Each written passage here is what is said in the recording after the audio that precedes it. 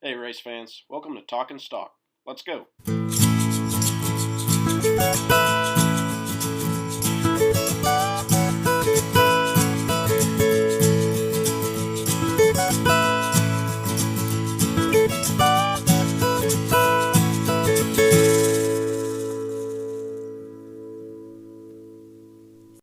Hey, everybody. Welcome back to episode number 4 of Talking Stock. Good to have you back with us. As you just heard our intro song, that was our boys over at Novus. Like I said, in the last few episodes, definitely go check them out. They've got some good content coming out, some good shirts. Definitely go check out their merch. But I'm Kyle. I'm here with my co-host, Trey. Trey, how you doing today? Doing pretty good after this past weekend. Another P2 for Kyle Busch. Some okay racing. Excited to talk about it. Yeah, definitely. Another good finish for the 8 group. Good to get into it and talk about it. But it seems like a theme of the last couple of races. It seems like every time we get on here, we're talking about a dominating performance, whether it's Wilkesboro, Charlotte, and here we are at Sonoma. Martin Truex Jr., you could see he had a lot of potential all day. The Toyotas look good coming right out of the gate from qualifying. But man, what a dominant day for the 19 group of Martin Truex Jr. Yeah, I got to feel good for the 19. Truex was guy last year. Definitely was considering retirement after missing the playoffs. So definitely good to see him get his second win of the year in dominating fashion. Pretty much halfway through, he took over and just didn't really look back. Pretty much all stage 3. That's all he needed. Once he got to the front, he was gone. Well, I always mention as a Hamlin fan, I'm watching him the most during the race.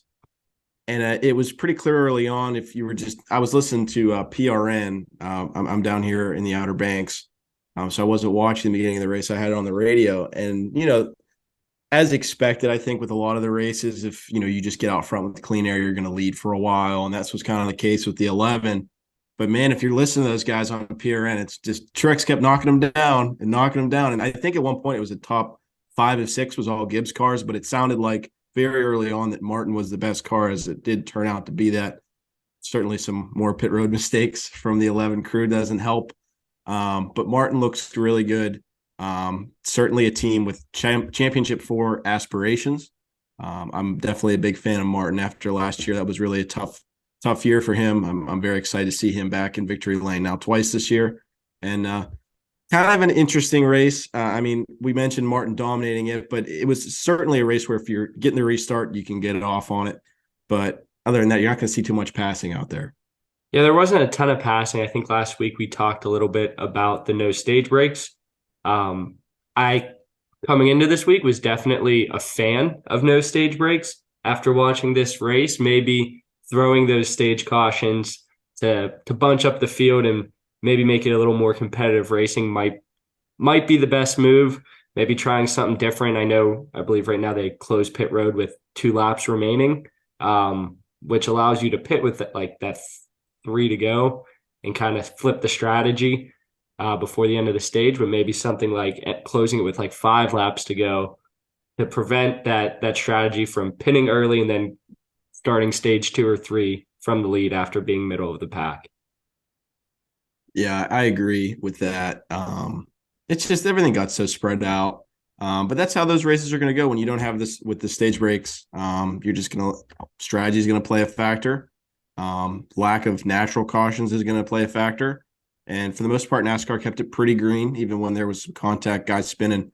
So, that's just kind of the byproduct of that. I didn't mind it because it didn't turn into just a ridiculous Rex fest. Like I feel like we saw pretty much every time out at a road course last year where everybody's dive bombing going into the first turn of the final lap. So, um, like we have here on the no card, it's just a meh race. Yeah, Can't very really meh. can't really go any more than that. You talk a little bit about strategy coming out. We saw some teams kind of pitting early, still within that pit window. Definitely paid off for some, didn't pay off for as many. I know Kyle Busch was able to get himself to the lead, take stage 2 there after the only caution, I believe, that wasn't the only caution. Yeah, yeah. I think they blew one for the 11 The when they clipped 11. the wall. Yeah. Mm-hmm. Yep. So Kyle was able to benefit from that, hold himself really as a playoff or championship contender, P2 and track that maybe we aren't expecting him to run so well at. Yeah, I think if there's two things that come out of this race, other than, maybe saying, man, I wish we'd go to less road courses, but that might just be me. But the two biggest things is I think that Martin Truex Jr. looks like he might be the best Toyota team. That 19 group looks really solid. And then I think after last week, you're like, okay, good win for Kyle Busch. But to come back out, follow it with a P2, they really are doing well over at RCR. I think shining a pretty negative light on Austin Dillon, because with Randall Burnett, this is a team that's very, very solid. They have one of the best drivers of all time behind the wheel. I think a lot of people thought it might take longer than it would, it has at this point. But I think that right now that 8 group is a championship contender, and you have a tough time telling me otherwise. Absolutely, absolutely. Another championship contender maybe didn't have as great of a week this week, but Ryan Blaney saw some interesting antics at the end of the race there. I think he got, in his words, dumped by Michael McDowell. Curious to hear your thoughts or your takes on that situation there, Kyle. Well, I think that that's just going to be a product of the racing on a track like that. Obviously, especially the second spin for Blaney there, that was just circumstance. I think that was Briscoe that got into him. Just a rough day all around for Ryan Blaney, but I will say I respected the fight, getting up there in the top 5 in the end, holding on as hard as he could until things kind of went awry there with McDowell. But like I said before, I think I just a product of the racing, and not much you can really change of that. I mean, I think McDowell was on the receiving end of that with Gibbs at Wilkesboro, so what goes around comes back around. It's a cyclical thing. Not that Gibbs was involved, but. No, absolutely. But speaking of Michael McDowell, I think he's running 19th in points right now. So having kind of a sneaky, decent season could potentially point his way into the playoffs, if you will, depending on how many winners we get here. And then there's also some super speedways coming up that he's always run well at and can maybe get a win there and get himself into the playoffs. Yeah, that 34 group's always pretty consistently underrated, and you certainly can't count them out for a road course top finish or a super speedway top finish. Obviously, a Daytona 500 winner. Michael's a really good driver. That's a team that's made strides. I don't think quite as much as the Ricky Stenhouse group over there, JTG. But I think with the next gen car, they're getting the achieved parity that they wanted. For better or worse, I think overall it's a good thing. I think you see a little bit of a step back to the major teams, but I think slowly they're finding the advantages they once had just because of financial benefit. But that 34 group, can't count them out. I certainly wouldn't be surprised to see them bring one up at a super speedway. So I like Michael. I feel like he's a driver that could have used a better chance to get on a bigger team than he has, but certainly a talented race car driver. Absolutely. A guy I was kind of rooting for throughout the day. I never got himself up to the lead with Truex pretty much dominating. But it was good to see him another top 10 finish for that team. Overall, though, very meh race. But we have some predictions, and our predictions were also very meh, but possibly even below meh this week. Yeah. I don't think we even lived up to the racing that we saw. But I think the biggest surprise in all this, before I get into what the picks actually are, I just don't think that anybody saw the raw speed coming out of the Toyota group between 23XI and Joe Gibbs. They were fast. Seeing as a Denny fan, seeing him come out and ring up the pole, I was very, very surprised. I mean, this was a race that I was kind of writing off in my head that, man, it'd be nice if we just finished in the top 15 with how the last couple of years have gone. And I think that our picks reflected that. Obviously, you picked Tyler Reddick to win, but he's been so successful on the road course as a matter of the manufacturer that shouldn't be surprising. But everyone else that we picked last week was a Chevy. The Chevy is not that they didn't really show up, but they didn't show up the way that the Toyotas did. Certainly in qualifying, and then strategy and on-track incidents changed it over the course of things. But I'll get into the picks here in a second. But I think that the Toyotas bringing the speed the way they did definitely skewed our picks. But for last week, we had the winners of Larson and Reddick. Larson was my winner. Reddick was Trey's. Trey's top 5, 3 of 5, would be Reddick, Suarez, and the Dinger. The Dinger finished 6th, though, but close, but no cigar for AJ Allmendinger for Trey as far as points. So Trey was blank this week, which was to my delight and gave me an opportunity to make a pretty good comeback in the point standings. But unfortunately, I did not at all capitalize on that, not getting anything out of Kyle Larson or William Byron. But Chase Elliott did drive, I think, very motivated in his return back. I think Chase is going to get back on track here soon, get back with the road course vibe, but finishes 5th, so he rings me up a point. Season standings now go 4-1 in favor of Trey. Trey, what do you have to say for yourself? A commanding lead at the moment. Feels good, but job's not finished. I certainly have missed some opportunities here to really pull ahead, as your first, I guess it's 3 weeks of predictions now, have not been particularly great, but I can't say that mine have been either. So interested to see where the season goes. Going to keep picking. Eventually, we'll pick the right winner. Haven't seen. Yeah, I'm hoping so. I really thought I had one with Larson. I was thinking that was for sure 5 points. I was like, bang. Yeah, I mean, he definitely looked great. Definitely looked great in practice. But then we got into qualifying, and it was just gone. And the Toyotas just took off from there. Definitely had some Chevys in the top 10, some Fords in the top 10. I think there was only maybe 2 Toyotas that actually finished in the top 10, but with Truex winning, and I think Bell finished 9th maybe. Mm-hmm. But overall, they had the dominant class to at least start the day, and yeah. Well, I would say maybe the most impressive Chevy on a road course this weekend wasn't even in the United States. It was over in our friends in France, Le Mans. So NASCAR going global. What's your thoughts on that, Trey? They did pretty well, better than I thought they would do, actually. Not too many issues. Yeah, I think we talked about this a little bit, Kyle, that neither one of us know a ton about Le Mans. So it was one of those things I was kind of learning as we went along and following it along on Twitter. But it seemed like the Hendrick car, Garage 56, really held its own out there, punched above its weight class, was finished 39th maybe. But yeah, definitely goes global, shows the rest of the world what stock car racing is all about, and hopefully diversify our following. For sure. And I think, the just turn left shtick that the Europeans like to put on NASCAR, they obviously saw that this car could go out there and compete in I believe it was the GT class. I believe so, yes.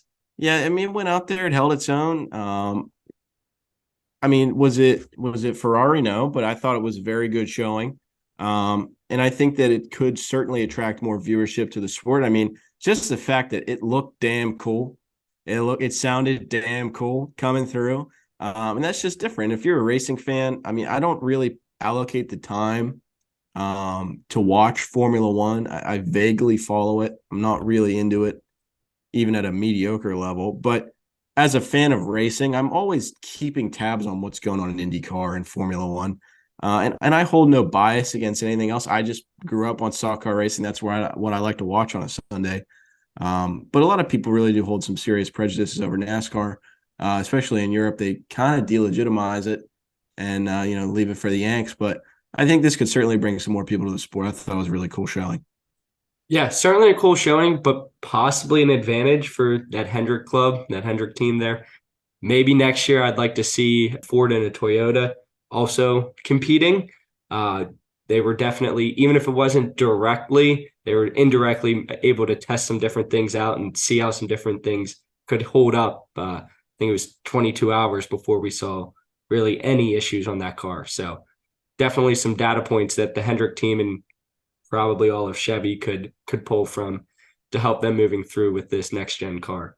Sure. And I definitely would like to know if there's going to be some transparency on what might have been discovered. Because with NASCAR putting a lot of emphasis on road course racing, any advantage that you can find for yourself on, that's a series of tracks we visit, probably 5 or 6 times a year. I mean, that's a pretty legit advantage because you're going to be workshopping a couple different setups. So I'd be interested if there was anything new that came out of the Garage 56 project, because I know it wasn't, I hate to use the phrase stock, but it wasn't a stock next gen car. It was slightly modified to run Le Mans. So I don't know how much they might have gained, but if there's anything that can be directly correlated to a gain from this project, it should absolutely be shared with not only the other Chevy teams, but the Ford and Toyota teams as well. Yeah, definitely would be interested to see what comes from that, and hopefully that there is some transparency there, because I know when this project got announced, there was definitely some upset spectators to see the quote unquote golden child Hendrick Motorsports getting another advantage and kind of going around NASCAR's and testing I rules. would agree that I wasn't a huge fan of Hendrick being kind of just unanimously selected by nobody. Like it was just going to be Hendrick. But I'm glad that NASCAR was involved, though. I have really nothing against Hendrick. I don't think that the process was necessarily fair or transparent, because it was just one day we're going to Le Mans. But I think that it's really overall great for the sport, so I won't really complain about it too much. If I was a Hendrick fan, I'm sure I'd love it. So I think overall it's a net good for the sport. But it was something that added to the weekend. Obviously, a super historic race. I definitely enjoyed it.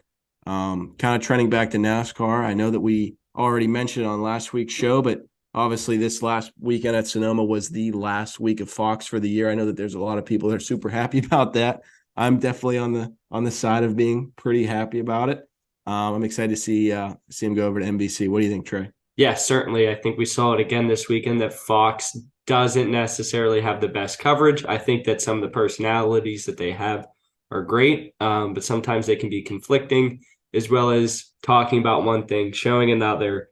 And with a race that maybe wasn't the most exciting, that can really hinder it, because any type of excitement, I think, kind of got pushed over and we didn't see really any of it at all. Yeah, I would agree with that. But I'm excited to see what NBC brings to the table. They always put on a really good show. I'm anxious to get back racing after the bye week. I'm sure everybody could use the time off. I'll be in the mountains, so I wouldn't have been able to watch anyway. So it is well timed for me, but I'm ready to get back to the racing. It's going to be a really exciting second half. I can't wait for it. That being said, even though there's no race, we're going to be putting out some content next week. So please stay tuned for the Thursday after our next show. So we will be still putting something out even during the bye week, and we'll put a special announcement out early next week on what exactly that will look like. But as always, be sure to check us out on our social channel. We're mainly active on Twitter. We are at Talkin' Stock Pod. We put our links out there for you guys to listen to the show. We love to interact with you guys there. Our DMs are always open, so don't be afraid to let us know who you're rooting for, where you're rooting from, what your thoughts on the race were, and just engage with us, and we can feature what you guys are thinking on the show. But with that, enjoy the off weekend. Thanks for tuning in.